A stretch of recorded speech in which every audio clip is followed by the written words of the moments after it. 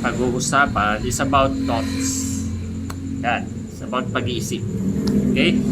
So, I'll invite you to open your Bibles in Psalms 94 verse 19. Psalms 94 verse 19. Okay, napakaganda po ng verse na ito. Verse of the day ko lang ito doon sa aking online Bible. At na-attract talaga ako sa verse na yan. Kaya sabi ko, Lord, gawan ko ito ng mensahe. Psalms 94 verse 19. Ano po ba kayo? Okay, in Psalms 94 verse 19, the book of Psalms, in the multitude of my thoughts within me, thy comforts delight my soul. So tayo po ay manalangin. Let's pray. Dakila naming Ama, we thank you, God, for this wonderful evening. Kami po ay narito ulit sa prayer meeting.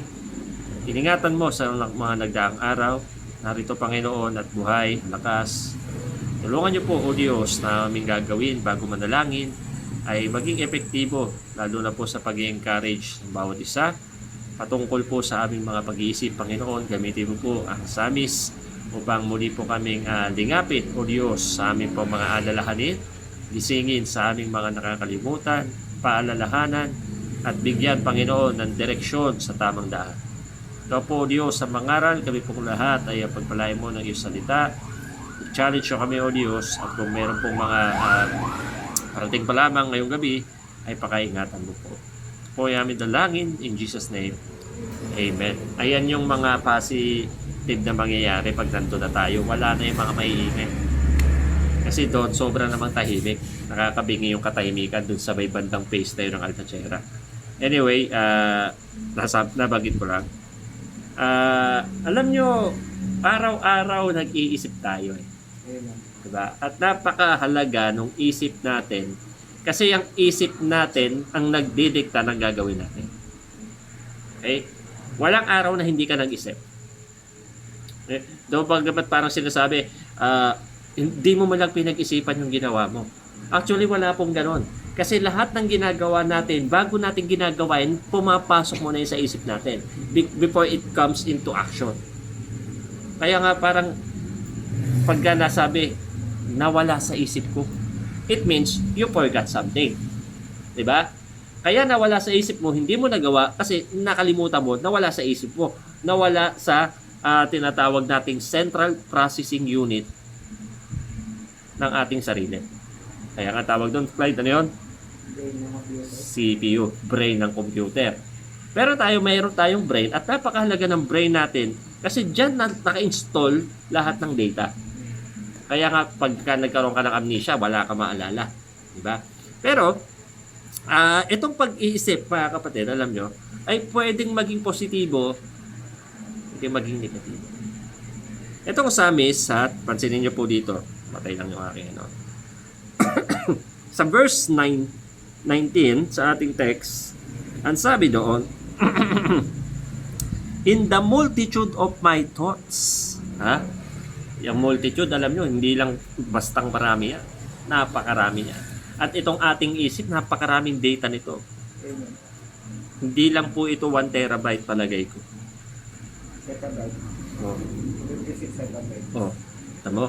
Kasi itong isip natin, napakaraming stored data dyan. For example, yung mga archives mo. Ano yun? Yung mga files ng bata ka. Oh. Ito si Brother Joshua, palagi ko, nagkakaisa kami nito, mga batang 90s. No? Yung mga inabot yung mga Sunny Orange. Yan. Alam mo yon? Oo, yun. O alam mo, hindi matanda ka na pala. O, yung mga Sunny Orange, dati yung juice na nasa bote, tinitimpla yun. Wala pa yung mga tang-tang na yun. O. Para mataktak. Oo. Tatlagyan ng tubig yun ng mga lola. Ganun. Pero nuknukan ng tamis yun kahit walang asukal. Oh. Tapos, napapag-usapan ng nakaraang araw yata, nagkikwentuhan sila. Ikaw yata yung kakwentuhan, Dragon Ball. Oo, Dragon Ball. Alam nyo bang 90s, 80s pa yun? Apo, 1980s. Nuknukan ng luma yun. 1980s. Oh, luma pa yun. Luma pa yun sa akala nyo. Kaya nga pag Pag sinabi kong Ultraman, Bioman, Massman, si Brother Joshua lang makakaalam. Bioman. Palagay ko ikaw din. Bioman. Napagkakaalaman na. Kasi, mga kapatid, itong utak natin, nakakapag-istorya ng data. At the same time, nakakapag-process. Parang sa computer, nandyan ang RAM, nandyan din ang CPU. Okay? Now, saan ba ako pupunta? Ito pwedeng positive, pwedeng negative ang mga laman ng utak na yan. Okay? At araw-araw, alam natin pareho, may positive at may negative. Ang problema, hindi natin masyadong nabibigyan kahalagahan yung pagmamonitor kung ano ang magdodominate. Kasi ang magdodominate sa thoughts natin is kung ano yung mas binibigyan natin ng priority. O, tingnan nyo happy thoughts. Pag nakababad ka sa mga happy thoughts, sa mga happy events ng buhay mo, halimbawa, pag sinabi kong, church, may outing tayo.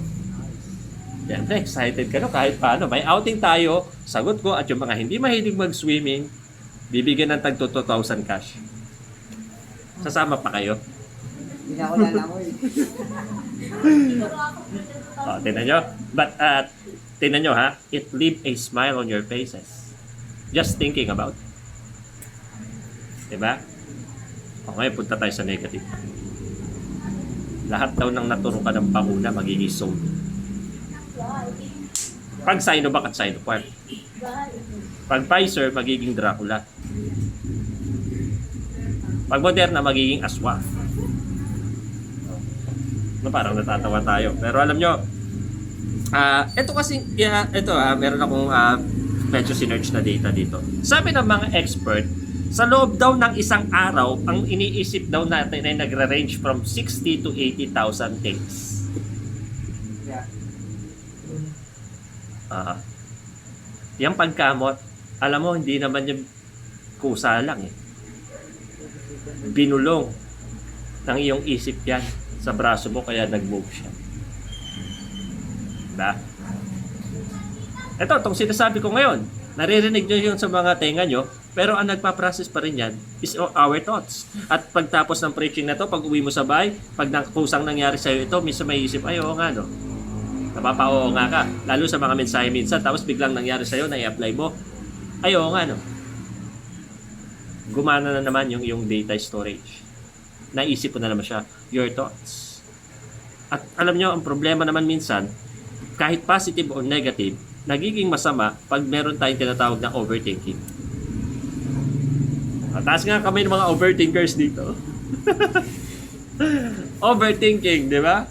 Yung overthinking na yan, mga kapatid, tingnan nyo doon sa sinabi kong range na 60,000 to 80,000, it means ang range natin na naiisip per hour ay 2,500 to 3,000 things. Isipin nyo, ganun pala katindi ang ginagawa at tinatrabaho ng utak. Kaya lang minsan, pag overthinking ka na, lalo na sa mga negative things, meron na tayong mas tumataas na level at ang tawag na ron ay paranoid. Paranoid. Napaparanoid ka na. Babalikan pa ba ako nito? Bakit ang saya-saya niya doon sa vehicle? Totoo. Di ba? Ano kayang gagawin ko? For example, ito uli may sinabi, may comment. Bagamat hindi naman ikaw at hindi ka naman kilala nung nagsulat noon. Pero dahil tinamaan ka, nabwisit ka. Kapal na mukha nito Hinuhusgahan ako kagad ito. Hindi naman ikaw yun. Hindi ka naman kilala noon. Pero dahil nasagi ka, parang naging personal na sa'yo. Isip ka na ng isip ngayon. Ito pa. Sa loob ng isang araw, bakit nakikipagtalo ka? Pag may narinig ka hindi maganda, di ba? May narinig ka hindi maganda, napapa-comment kayo. Or may nabasa kayo hindi maganda, napapa-comment kayo. Kapal na mukha nito, Lenny Robredo, pinakamagaling na boba naman. Tama? Kasi ang ating pag-iisip, mga kapatid, ay napakahalagang piyesa ng ating pagkatao at ng ating katawan. Okay? At alam nyo, akyat lang tayo ng konti sa verse 11. Sabi doon,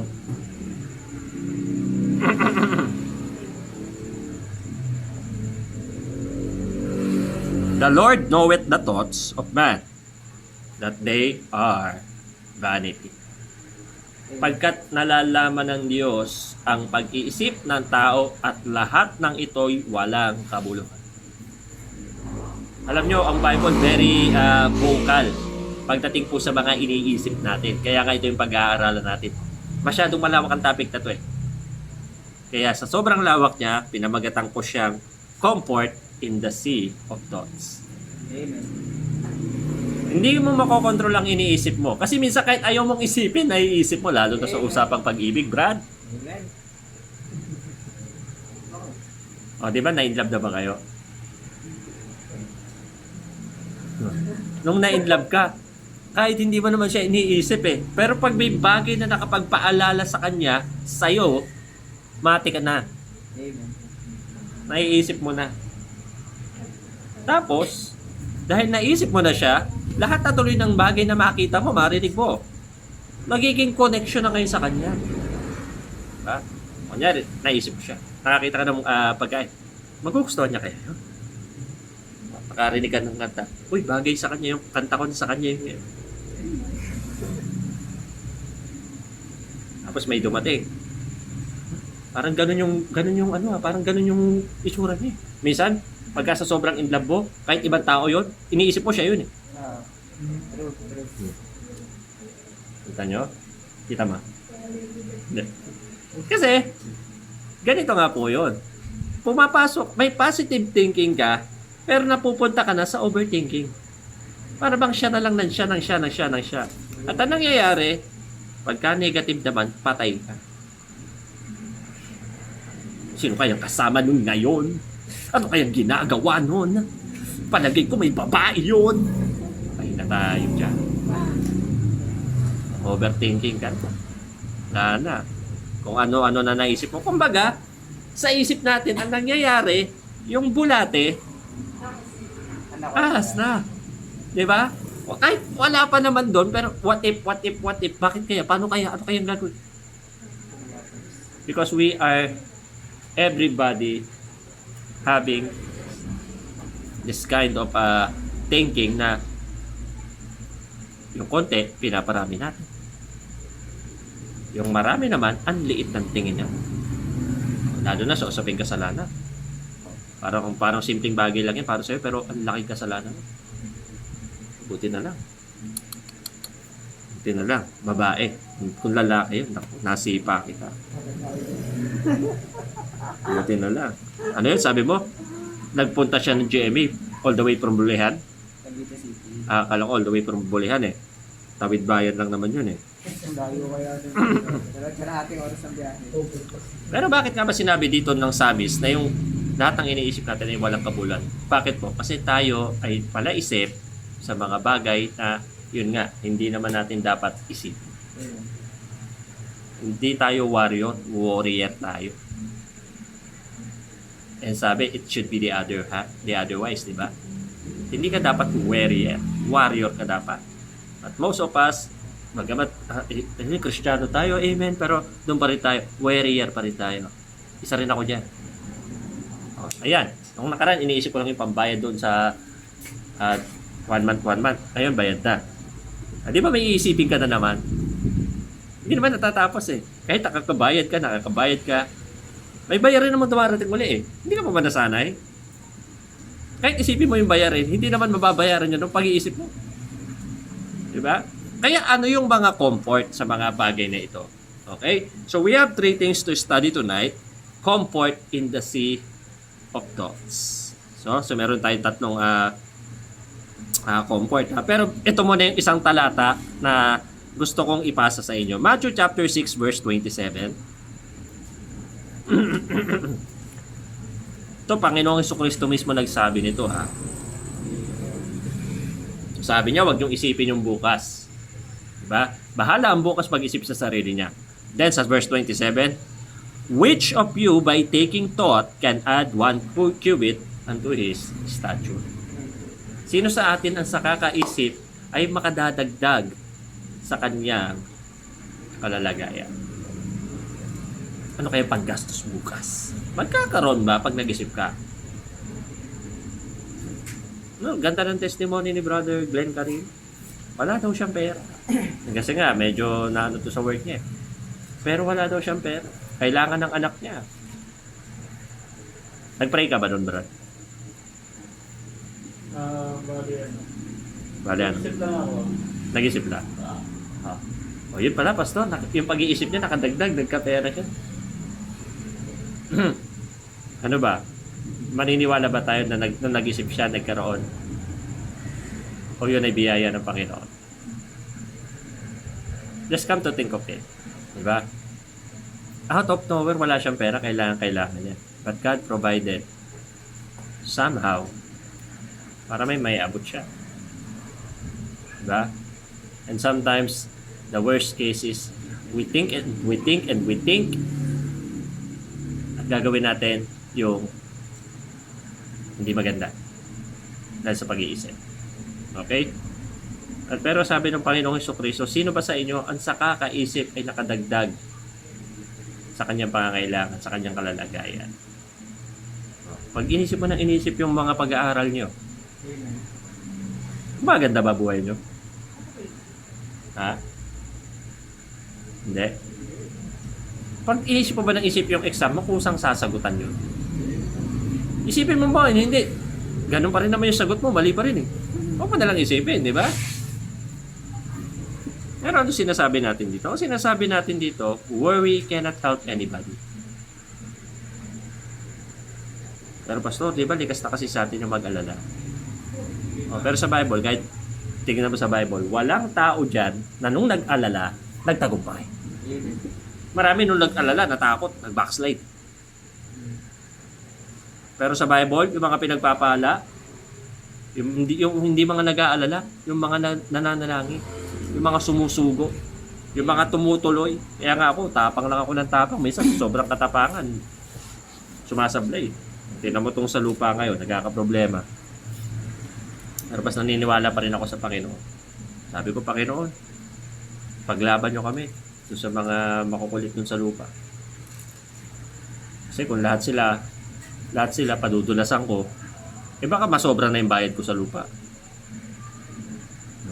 Ang dami kasi magkakapatid, kaya ang daming problema. Pero nagpe-pray ako, Lord, kalooban nyo siguro, kaya siguro hindi nyo po kami pinalipat dito banda sa lupa na to kasi gusto mo mawin muna yung alta. Sa alta, ilang tao yung nakatira dyan. Pero nagpe-pray pa rin ako kasi siyempre nakabayad na tayo dun, yung mga materialis dun. Mga materialis na rin dun. Nado na nga ni Brother Abby na ilipat muna dyan sa alta yung mga materialis para hindi mawala dun.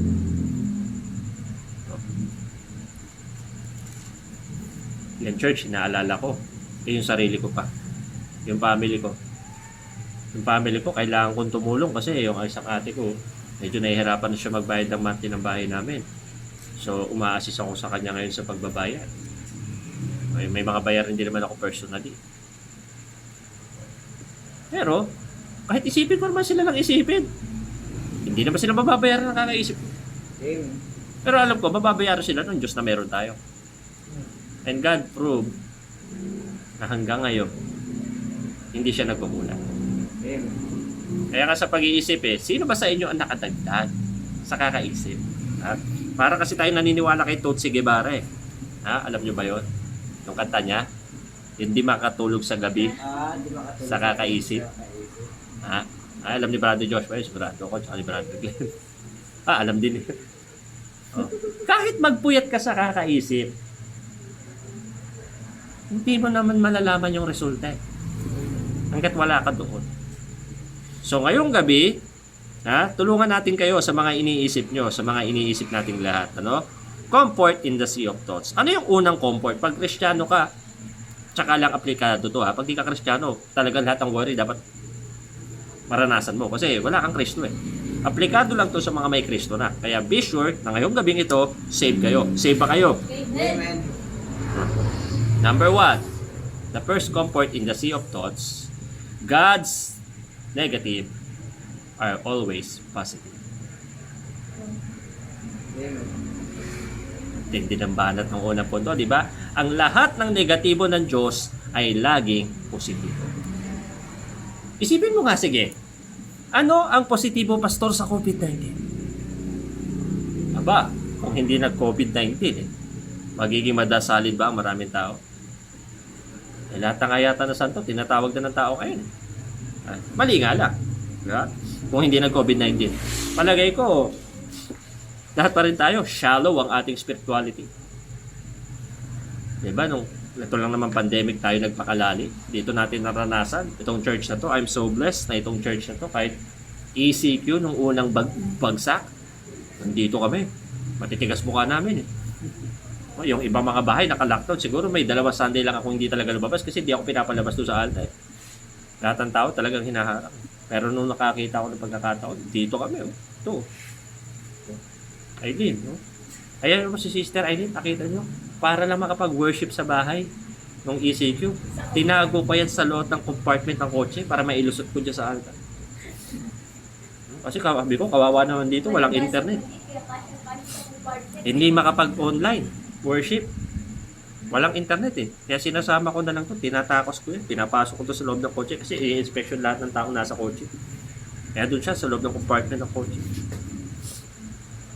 Kumbaga, kung may mga bibitayong pastor sa katigasan ng muka ng ECQ, isa po ako to sa mababama. Kaya lang ang isip ko naman kasi noon, parang ito na yung pagbabawal sa mga church. Parang gagawin na kaming North Korea. Kasi sabi ko, hindi ako papayag yan. Tigas mukha ako eh. Pero, dahil sa COVID na yan, yung mga taong malagihay ang pananampalataya, lalong pinatunayan sa Panginoon, Lord. Kahit bawalan kami.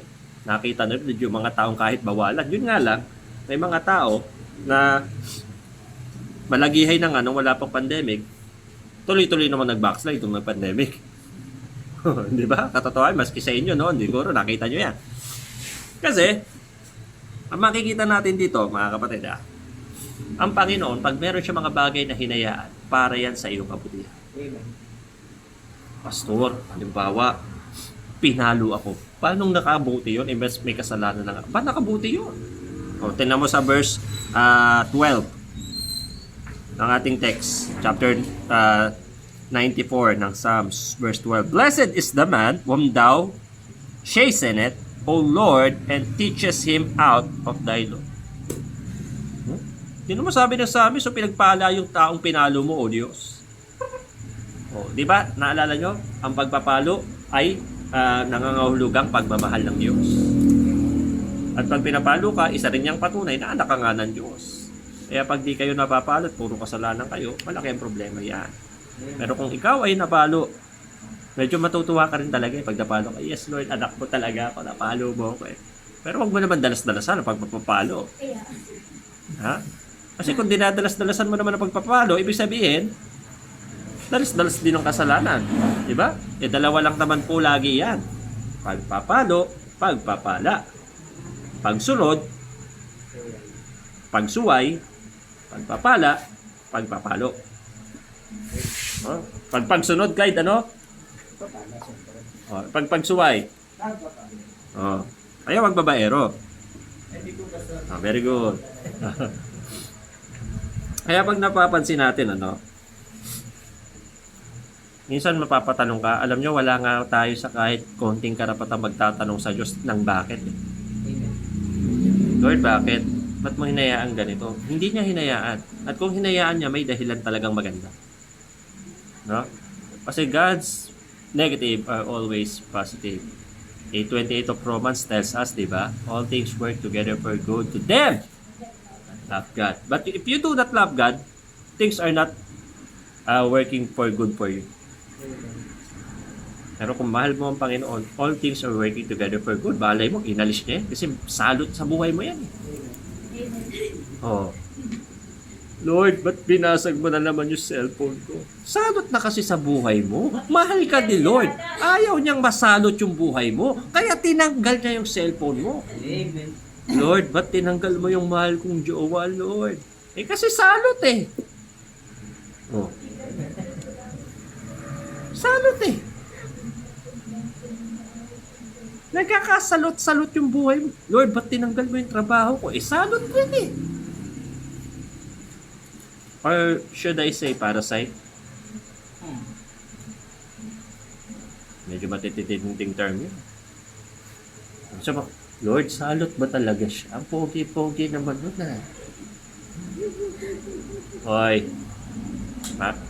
mapaalala lang ang bawat isa, no? Minsan, kung sino pa ang salot, yun pa yung ating pinipili. O baka naman, hindi siya ang salot. Baka ikaw yung inalis sa kanya kasi salot ka. Hindi ba naisip yan? Alam nyo, ang Diyos matalino yan. Ang Diyos makapangyarihan yan. Ang Diyos mabuti yan. Kaya wag na wag magdadamdam pag may hinahayaan ng Diyos na masamang nangyari sa iyo. Kasi kung pagpapalo yan, pagtuturo yan. Kung pag-alis yan ng mga bagay, ay pwede rin pag-redirect yan. Isipin nyo po, wag nating papayagan na may ginawang kabutihan ng Diyos tapos pagpipintangan pa natin siya. Lord, nagpapakatapat naman ako. Bakit ganito? Practice ako ng practice. Oh.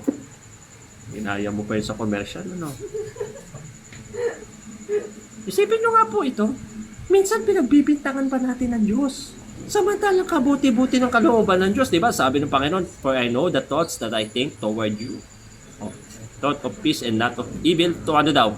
To give you an expected end. Para bigyan kayo ng inaasahang wakas. Kaya wag po nating pagbibintangan ng Diyos. Wala tayong karapatang questionin ng Diyos. Wala tayo kahit konting-konting karapatan para tanungin ng Diyos bakit. Because all things work together for good. At kung anumang negatibong hinayaan ng Diyos yan, alam mo, positibo yan. Amen. Diba? Si Pablo, nakiusap sa Diyos 3 beses. Sabi niya, I besought the Lord thrice. Oh, para tanggalin sa akin ito, sabi ni Pablo. Pero ano sagot ng Diyos sa kanya? My grace is sufficient for me. Most gladly never in weakness. Oh. Sabi sa kanya yun 3 beses niyang hiningi pero hindi inalis ng Panginoon. Why? Kasi merong plano ang Diyos para ipakita kay Pablo na yung biyaya ko sapat yan sa iyo. Kaya nga, lagay natin sa sarili natin ito. Kahit anong negatibo bang bagay ang harapin mo, pagpapalo man yan o pagsubok, may mabuting balak ang Diyos. Kaya wag po nating iisipin na parang walang pag-asa. O, ako iniisip ko ito nung tinuturo ko ito, Lord, anong magandang balak mo? Ba't nagkaroon pa ng aberya dun sa pagpapatayo? Tapos ayun nga, naisip ko, siguro kalooban talaga ng Panginoon na mabahaginan yung mga Tagalog-Tagalog. Kasi ang dami nila eh. Pag nag-soul winning tayo doon, kulang isang buong araw, maikot natin yun. Eh, lalo na kung sharean mo talaga yung tao. Eh minsan, ako, mga pag-share ko, maabot ng kalahating oras eh. Umiisa pa nga pag may pamerienda yung bahay. Oh. Siyempre, lang tumagi tayo sa grasya, nakakahiya naman. Oh, lalo na Goldilocks yan. Oh. Pero pag Goldilocks na pinanggalingan nyo, tapos Red Ribbon yung sumunod, kawawa naman yung pakat to, pandiko ko lang, dededmahin mo. Oh. Kaya, tandaan nyo po ito ha. Kung pagsubok yan ha, sabi ng 1 Peter 4:12, alam nyo, minsan magtataka ka, bakit ako sinusubok ng Diyos? Hindi naman ako pasaway ha. Bakit kami pa na nagpapakatino? Ba't yung mga karnal hindi salutin, hindi magka-COVID yung mga karnal na yun? Bakit kami mga nasa church? Alam nyo, wala rin tayong karapatan na gano'n. Kasi sabi ng 1 Peter 4:12 ha, Beloved, think it not strange concerning the fiery trial which is to try you, as though some strange thing happened unto you. Kita nyo yan? Sabi ng Bible. Mga minamahal, huwag niyong pagtakahan ang mga maiinit, naglalagablab na pagsubok para kayo ay subukin. Sapagkat kung meron mang mga bagay na kakaiba na mangyari sa inyo or maaaring mangyari sa inyo. Sabi ko lagi ito sa inyo. At sa mga churches pag anniversary, pag naiimbitahan ako, church, manda kayo kasi may manggugulo. May manggugulo sa church nyo, may manggugulo sa'yo, may manggugulo sa pastor nyo. Manda kayo. Hindi ako nananakot. Pero ang sinasabi ko, mag-ready kayo. At ang mahirap pag yung church hindi ready. Eh, alam nating may jablo eh. Eh dapat mag-ready tayo, di ba? Pag bagyo ka, nagre-ready ka ng payong eh. Oh. Di ba? Nung vaccine, oh, may dala ka ng aspirin at paracetamol para nga naman ready ka pagka tinamaan ka ng lagnat bigla. Oh. O pagpapasok ka, nagre-ready ka rin, di ba? Eh alam nating may jablo na manggugulo sa simbahan, mag-ready rin tayo. Pero wag naman sana na si Satanas nawawala ng trabaho na dahil sa'yo. Gets nyo? Sasabihin ni Satanas, pabihira to ah. Hindi ko na kailangan guluhin yung church. Mas magaling sa akin to eh. Kumbaga si Satanas nahiya sa'yo eh. Isipin natin to ah. Huwag nating papayagan mga kapatid sa lahat, sa dagagat ng iniisip natin, tandaan natin, lahat ng negatibo ng Diyos ay palaging positive. Okay, move on na tayo sa number 2. Napapasarap ang preaching ko, 30 minutes na tayo eh. Number 2, God's prerogative is always attractive. Ano yung sabihin ng prerogative, Pastor? Ang lalim naman yan. Bihira nga ako gumamit ng malalim ng English para maintindihan yung pag-get nyo kagad eh. Pero ang ganda kasi nito eh. Tsaka for the sake of rhyming. An exclusive or special right. Yan ang ibig sabihin ng prerogative. Okay? Or power or privilege. Okay? So, ibig sabihin, yung isang pribileyo o special na karapatan na kanino yon? Nasa atin yun. At yun dapat yung pinaka-attractive sa'yo. Okay? Sa mga prerogative, ang prerogative ng Diyos, makasama niya tayo sa langit balang araw. Tinuturing niya tayong mga anak. I-enjoy natin yung buhay na walang hanggan with Him forever in heaven. At dapat, yun yung laging attractive sa'yo kahit anong iniisip mo. Diba? Kasi kahit anong isip mo, hindi palalagpasan na mga bagay na mundong to, yung attractiveness ng langit. Bakit? Tinan mo rito, ginto pinagpapatayan. Sa langit, yung ginto tinatapakan. Oh. Ang tingin natin sa mga kakapiranggot na ginto rito, pera eh. Ang tingin ng langit sa kakapirasong mga ginto, eh, doon nga, hindi kapirasong ginto eh. Ang tingin nila sa semento ron, ginto. Oh? Kung ano ang turing natin sa semento rito, yun ang turing ng langit sa ginto. Ano pinapakita nun? Na yung pagtingin doon sa langit at pagtingin dito sa lupa, hindi magpapantay. Tapos doon ka titira ng Diyos. Alam nyo, yung nga lang bahay na semento, magpagawa ka eh, milyon-milyon na eh. Tapos doon, ititira ka ng Diyos saan? Sa ginto. Streets of gold. Sabi ng mansion over the hilltop. Kung inaaral nyo yung mga lyrics na kinakanta natin, ha? Pero pansinin nyo, sa mga iniisip mo, ano yung nakakapagpa-attract sa'yo? Kasi minsan sa iniisip natin, dalawa nga yan eh, positive and negative. It may leave a smile on your face, or it will leave a tear on your eyes. Alin ba doon ang mas iniisip mo? Diba? Minsan iniisip mo nga lang eh. Kahit iniisip mo pa lang, naiiyak ka na eh. Diba? Oh. Minsan naman, iniisip mo pa lang, tuwan-tuwa ka naman, para kang sira. Oh. Ngiting-ngiti ka. Oh, pag sinabi ko, graduate ka, isipin mo yung araw na gag-graduate ka. Oh, tinan mo. Oh.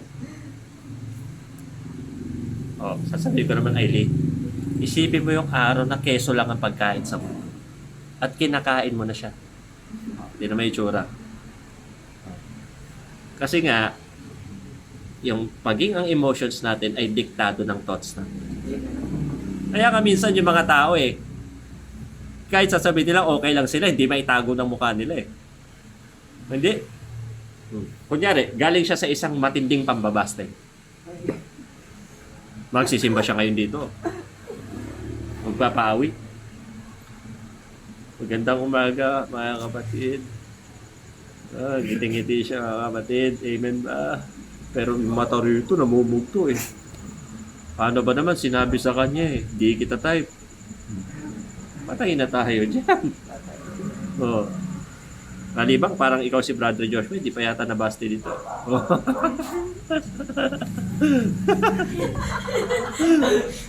Malakas. Ang gusto ko na gayahin yun ah. Dami. Gusto ko gayahin yun. Ano isipin nyo ha? Iniisip ko pa lang, nadadala ka na. Kaya nga mga babae, kung maghinala, gano'n na lang. Kasi mas mapag-isip sila kaysa sa atin. Ha? Sa kaya galing tong lalaki to? Siguro nakipaglandian na naman to. Kahit bumili lang naman ng kamote doon. Kung mga lalaki naman, minsan naman, ito naman ang problema sa atin. Mapag-isip din tayo di ba? Akala natin tayo yung tinitira, hindi naman. Diba, puro rebound. Re-rebound lang naman, tinamaan ka rin. Ay, ito ha. Gulang nga ito ha. Titirahin mo rin. Ako, raras ko yun. Nung nagbabasketball pa ako, aktibo eh. Gusto ko nga sikuhin yun, yung maitim. Arnold ang pangalan. Gusto kong sikuhin kasi tindi rin mambara ako sa akin. Noong mga time na mababait pa ako.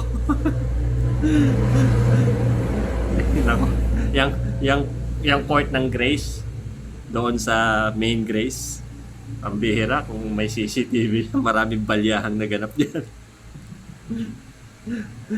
Tapos mga brad ha.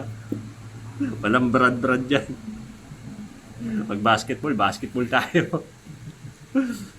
Pero, eto po still, sa gitna ng dagat ng ating mga pag-iisip, dapat ang nakaka-attract pa rin sa atin ay yung mga bagay ng Diyos.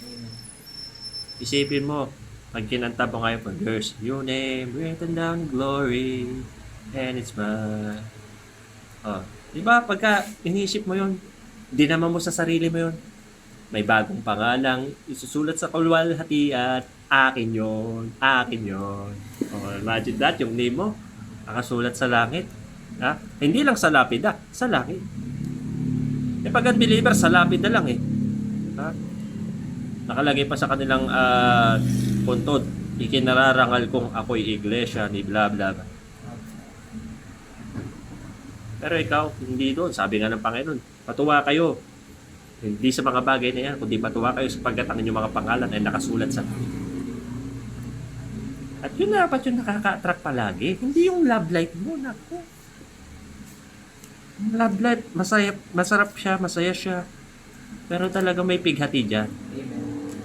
Pero sa langit, walang pighati Diba sabi nga ng Panginoon, siya mismo ang papawi sa iyong mga luha. Sa langit, nakaka-excite mapunta ng langit Walang bill ng kuryente. Walang bill ng tubig. Walang online class. Wala ring bayad sa upa. Hindi ka napapasok sa work. Pero pag tinanong ko ngayon kung sino gusto nang pumunta ron, wala. Matindi pa niya pag tinanong mo, sino po ang gusto sa langit? Wala. Nag-herbal pa. Para humaba ang buhay. Kaya minsan ng Kristiyano, hindi mo rin maintindihan sa buhay nila. No? Iba naman yung gusto ng mamatay sa handang mamatay. Hindi ko naman sinabing pag gusto mo na sa langit, ibig sabihin gusto mo na mamatay. Kaya lang, it is just so good that there is a good place that we look forward to. Amen. Diba? God's prerogative is always attractive and must always be attractive sa atin. Hindi dapat talunin niya ng trabaho. Hindi dapat talunin niya ng love life. Hindi dapat talunin niya ng posisyon sa gobyerno or something like that. That is the greatest admiration any Christian should have. Thirdly, ito na. God's objective is always responsive. Ito naman, ano yung goal ng point na ito, Psalms 94 verse 19, di ba? Sabi natin doon, in the multitude of my thoughts, within me, thy comforts delight my soul. Para sa Psalmist, ang nakakapag-delight, nakakapagpasaya, nakakapagpa-excite, nakakasarap sa kanyang buong kaluluwa ay yung comfort na mula sa Diyos. So, ano ba ibig sabihin ng objective? Yung noun ng kunin natin na objective. It means something toward which effort is directed, an aim, a goal, and end of action. O anong objective ng basketball? Ha? Ang objective ng basketball ano? Makapoint na marami. Mas maka-points ka ng marami kaysa sa kalaban, di ba? Siyempre, wala naman siguro nag-basketball para matalo. Do talo lang kami ni Brother Joshua nung Sunday dahil natalo yung paborito namin kupunan. Kaya wala na, hindi na ako manonood na naman. Oh. But, alam niyo ang objective ng Diyos? Ano ba ang objective ng Diyos? At ano ba ang objective natin? Alam niyo, mahirap kasi pag ang objective ng Diyos, iba sa'yo. Amen. Yung objective ng Diyos, mga kapatid, ang dapat maging objective natin. God is preparing a kingdom. God has already prepared a mansion. Ba't nagsisettle tayo sa apartment? Gets you ba yung punto ko? Amen. Ang ganda ng hinanda ng Diyos eh. Yun yung objective niya eh. By objective ng Diyos is mapunta ka doon. Pero para mapunta ka doon, hindi niya lang bastang gusto ka mapunta doon. Gusto niya, bigyan ka ng maraming reward. At yun yung objective ng buhay. God is giving us a time to live not for ourselves, but for His glory. So sa buhay na to, habang ibinubuhay natin siya, ang gusto ng Diyos, makagawa tayo ng mga bagay na makakapag-earn ng hindi ng ligtas points, kundi ng rewards. Because we cannot earn salvation. What we can earn from doing good works is reward. So that, when Jesus Christ came, at pag hinarap natin siya sa langit, yung mga crowns ng kanyang reward, ay iaalay natin sa kanyang harapan. Eh kung wala ka nagawa, anong aalay mo? Tawagin ka. Okay, nakapag-alay na lahat. Nakapag-lay down na kayo ng crowns. Okay, tawagin natin, RJ Clyde Singson. Magla-lay down ka na ng crowns sa harap ng Panginoon. Anong dala mo? Wala. Try to imagine. Imagine niyo po yung kahihiya na mag-o-offer lahat sa Panginoon, ikaw wala kang dala. Ha? Di ba yung birthday eh? Okay lang yun eh. Yung birthday, wala kang dala, okay lang yun. Ha? Kasi marami pang birthday na daraan. Pero, isang beses lang ang bigay ng crown sa langit. At isang beses lang yung alayan ng crown na nakuha mo sa langit. Hindi na mauulit yun. Pag wala kang dala sa araw na yun, wala ka ng dala kailanman. Kaya yun yung objective ng Panginoon sa mga good works. At yun yung maganda kasi yung objective niya, it's always responsive. Gusto niya na yung mga objective na yun, nagre-respond tayo. Ha? Kaya nga ako, kahit ilang beses na ako nabigo, invite pa rin ako na-invite ng prayer meeting. Oh. Bakit ako invite ng prayer meeting? Ito yung mabalanse eh. Imagine the blessing na na-miss mo kung di mo narinig itong preaching na to. Oo, may YouTube channel tayo. Pero iba pa rin talaga yung narinig mo eh. Na nandito ka eh. Magpe-pray tayo dito mamaya. Ha? Oh, sa prayer, bakit pa tayo pinagpe-pray ng Panginoon? Kulang ba siya sa pansin? It's not like that. Hindi tayo kailangan ng Diyos, believe me. God doesn't even need any one of us. He will still exist. He will remain God even without us. Pero sa kabait-baitan, kabuti-butihan ng Diyos natin, alam nyo, binibigyan niya tayo ng pagkakataon. Kaya nga yung objective niya laging responsive dapat tayo doon. Kaya nga sa multitude of thoughts mo, ano yung balak mo para sa Panginoon? Sa mga nagdaan na panahon. What is your short-term goal and what is your long-term goal sa Diyos? Sabi ko, share ko lang sa inyo ito, si Jerome. Tinanong ko siya noong Sunday, Jerome, kung magiging okay, babalik ka pa ba doon sa kabila? Opo. Pag okay na. Pero medyo nalungkot ako nakita ko sa mata niya kasi alam ko nalulungkot siya. Kaya nga I'm trying na tayo maging home sa kanila na hindi nila mapil na iba sila.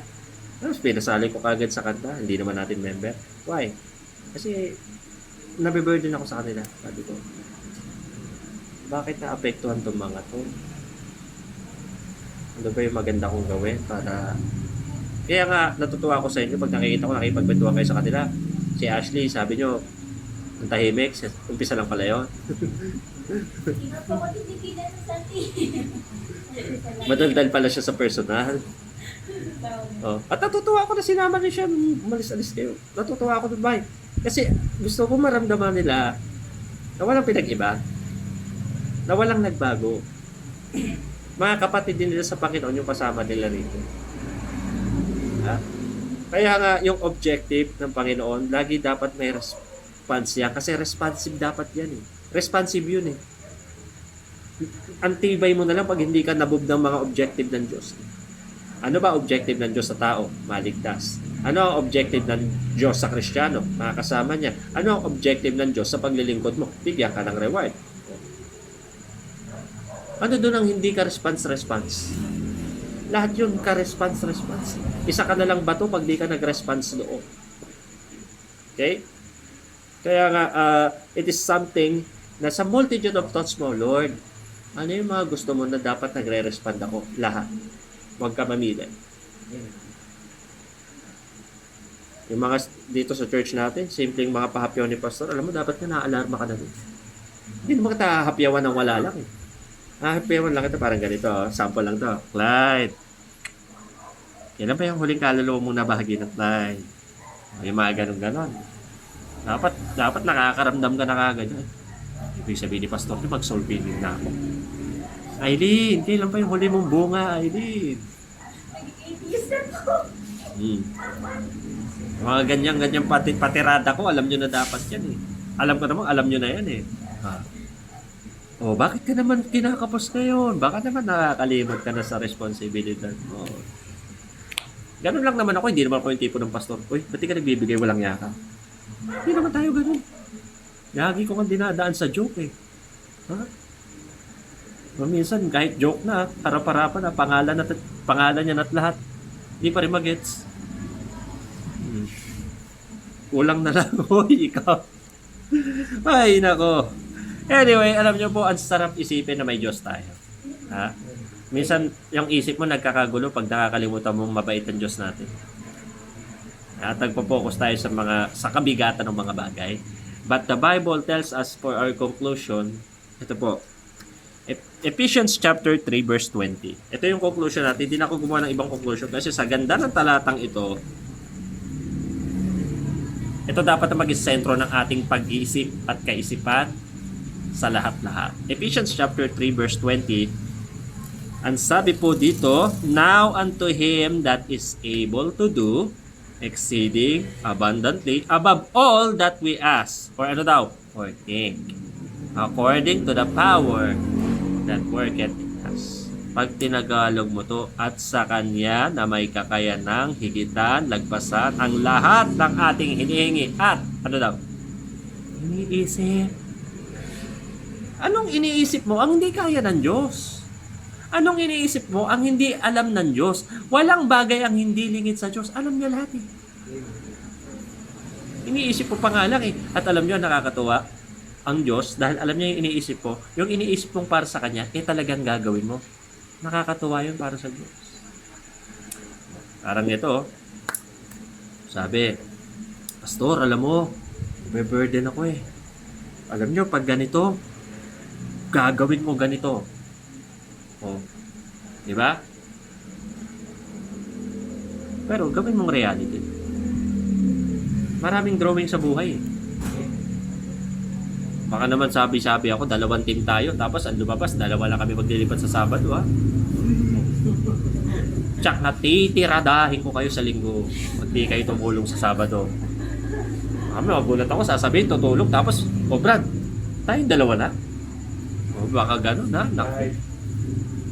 Baka biglang, alam ko na yung mga modus operandi, yung biglang, Pastor, sumasakit ang ulo ko eh. Alam ko na yan eh. Narinig ko na yan eh. Biglang may sasakit, biglang may appointment. Migraine po ako. Migraine mo, Lord, dalahin ko na yung migraine nito. Ay, maging cancer. Gusto nyo ba gano'n? Mga kapatid, lahat ng iniisip natin, kano karami man yan, ang pinakabalikan pa rin natin, Lord, mabuti po kayo. Sobrang blessed natin kasi mabuti yung Diyos natin. Please appreciate God's goodness before you think of anyone else. Tayo po yung muko. Tayo po ay nalangin. Pagpala naming Diyos sa gabing ito, tunay nga po, Panginoon, na Marami po kaming iniisip sa aming buhay, sa aming sarili, sa aming pamilya, sa mga pangangailangan, sa mga gusto namin, sa mga kinaiinisan namin, sa dami-dami po ng impormasyon sa isip namin, Panginoon. Tulungan niyo po kami na gawing sentro ng aming mga kaisipan ay walang iba kundi kayo, O Diyos, sapagkat kayo ay Diyos na mabuti at mapagmahal. Lord, tulungan niyo po kami na magtiwala sa inyo more than before. Huwag niyo po kaming payagan, pahintulutan, O Diyos, na mag-isip ng kung ano-ano na mag-uuwi lamang, Panginoon, sa pag-alala. Tulungan niyo po kami sa aming napag-aralan ngayong gabi na itong mga comfort na ito, O Diyos, na siya magbibigay po sa amin ng katuwiran upang hindi mag-isip at mag-alala, kundi matuwa, ma-excite sa bawat problemang dumadaan. Ito lang pala, Panginoon, ay pagkakataon para patunayan ang aming sarili sa inyong harapan. Sa mga bagay na magaganda, ito naman po ay pagkakataon para patunayan ang aming katapatan pa rin kahit sa gitna ng pagpapala. At ganoon din naman, Panginoon, sa mga bagay na masama. Ito naman ay pagkakataon din, O Diyos, upang kami ay inyong tuwirin at ipakita ang inyong pagmamahal sa pamamagitan ng pagpapalo. Kaya salamat, Panginoon, dahil sa aming mga iniisip ay nakatutulong po ang mga bagay na ito. Patawad po kung nakakalimutan namin kayo, nakakalimutan namin ang inyong mga ginawa, ang inyong mga salita sa gitna ng mga pinagdadaanan namin. Lord, encourage us and energize us by, Panginoon, by your spirituality and faith, Panginoon. Tulungan niyo po na mag-focus kami sa inyo, sapagkat ang sabi nga ng inyong salita ay looking unto Jesus, the author and the finisher of our faith. Sa Kanya po at sa inyo kami tumingin, Panginoon, and to set our affection on things above, not on things on earth, para naman hindi po kami kung ano-ano ang iniisip, kaya naman kami naaaburido at napupuno ng worries sa aming buhay. Lord, we thank you, O God, dahil mabait kayo sa amin, mabait kayong Diyos. Salamat po at sobra-sobra kayo magpala kahit hindi kami nagde-deserve ng kahit ano mula sa inyo. Thank you for this wonderful message. Ikaw po ang mag-remind palagi sa amin ng lahat na nakapakinig na mensahe ngayong gabi ay magkakaroon ng mapayapang tulog at peace of mind dahil ikaw, O Diyos, ang siya nagkakalma ng isip namin, ng karagatan ng isip namin, Panginoon, sa lahat ng mga bagay. Ngayong gabi, ang aming pong panalangin, O Diyos, ay tulungan niyo po kami sa aming paglipat. Bigyan niyo po kami ng pabor, magandang panahon at manpower, Panginoon, para makapaglipat po kami ng matiwasay sa pansamantalang worship house. At the same time, pinagpipray po namin yung lupa. Hindi ko po alam, Panginoon, kung ano na ang latest na update doon, but I'm praying na kung kalooban mo talaga ay matuloy pa rin sa spot na yon, at kung hindi ba, Panginoon, ay mabawi po namin yung aming binayad at tulungan niyo po kami, relocate nyo kami sa mas magandang lugar. Kayo po, O Diyos, ang nakababatid. Alam po namin na malalakas sa mga tao, ngunit walang tatalo sa inyong kapangyarihan. Kaya we are praying na ikaw po ang tumulong sa amin, mag-ingat, magbigay wisdom. At ngayon din po, Panginoon, sa gabing ito, pinagpipray ko po ang mga narito. I pray for their help, for your provision in their needs. At ikaw rin, Panginoon, na mag-ingat po sa mga kasama namin wala rito, sa mga nasa work. Ingatan niyo po sila and continue to provide good health and financial, Panginoon, sa bawat isa po sa amin. Sa church po na ito, patuloy niyo pong pagpalain, bigyan po ng kalakasan, at bigyan po, Panginoon, ng pag-iingat maging sa virus. Gamitin niyo po yung mga vaccine para maprotektahan ng mga mananampalataya from COVID. At manatili po yung blessing sa amin na 0 cases, Panginoon, ng church po na ito mula nung pandemic hanggang ngayon, O Diyos. Ikaw po ang patuloy din magpala sa mga magdiriwang ng kaarawan bukas at sa pakalawak ay Sister Alia at Brother Kenneth.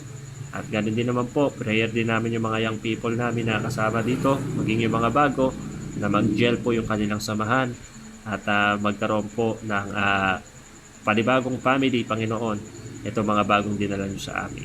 Ikaw rin po magpala, Panginoon, sa bawat churches ng Amazing Grace. At maging sa mga may sakit na pastor, pagalingin niyo po sila. Ikaw rin po ang mag-ingat, Panginoon, sa bawat gawain mo. Tuson, Diablo, grabe po ang kaaway, Panginoon. Sobrang mapanira niya ng mga churches. Kaya dinadalangin ko po kami, ako bilang pastor, kaming lahat na narito ngayon, ang church ng GMA, maging ang Amazing Grace Family, ang Grace Family, at ang iba pong mga simbahan, Lord.